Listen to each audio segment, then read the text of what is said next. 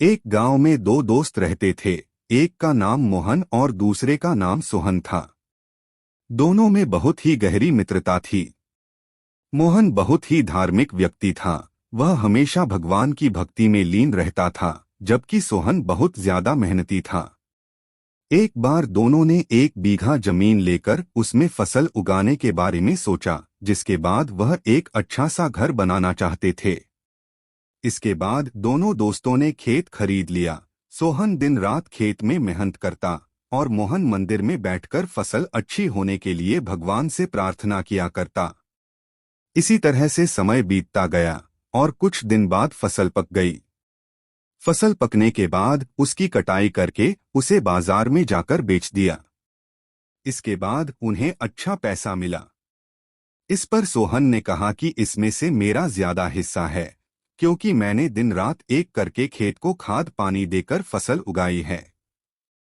लेकिन यह बात सुनकर मोहन गुस्सा हो जाता है और कहने लगता है कि धन का ज्यादा हिस्सा मुझे मिलना चाहिए, क्योंकि मैंने अपने खेत में अच्छी फसल होने के लिए भगवान से प्रार्थना की है। और जब तक भगवान की मर्जी ना हो तब तक कोई भी कुछ नहीं कर सकता है। दोनों इसी बात को लेकर लड़ने लगे। अब यह बात गांव के मुखिया तक पहुंच गई। गांव के मुखिया ने सारी बात सुनने के बाद एक फैसला किया।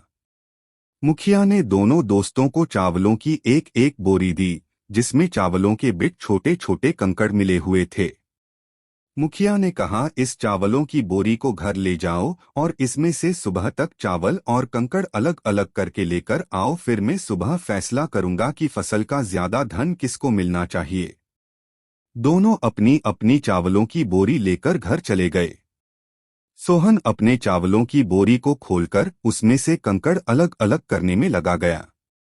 मोहन अपनी चावलों की बोरी को लेकर मंदिर में चला गया और भगवान से चावलों से कंकड़ को अलग करने के लिए प्रार्थना करने लगा। बोला ही, भगवान मेरे चावलों से कंकड़ अलग कर दो। दोनों अगली सुबह मुखिया के पास पहुंचे। सोहन ने तो पूरी रात जागकर चावलों से एक एक करके सारे कंकड़ अलग कर दिए। इस पर मुखिया बहुत खुश हुआ और मोहन ने अपनी बोरी मंदिर से ले जाकर ऐसी की ऐसी मुखिया के सामने रख दी और मुखिया से बोला, आप बोरी को खोल कर देख लीजिए। मुझे भगवान पर पूरा विश्वास है कि इस चावल की बोरी से सारे कंकड़ निकल चुके होंगे। लेकिन जब मुखिया ने चावलों की बोरी खुलवाई तो देखा सारे कंकड़ चावलों के बिच ही मौजूद थे। मुखिया ने मोहन को समझाते हुए कहा कि भगवान भी हमारी मदद जब ही करते जब हम अपनी तरफ से मेहनत करते हैं। यह बात समझाते हुए मुखिया ने फसल का ज्यादा धन सोहन को दे दिया। इसके बाद से मोहन भी सोहन के साथ खेत में मन लगाकर मेहनत करने लगा। इस बार इनके खेत में और भी ज्यादा अच्छी फसल हुई।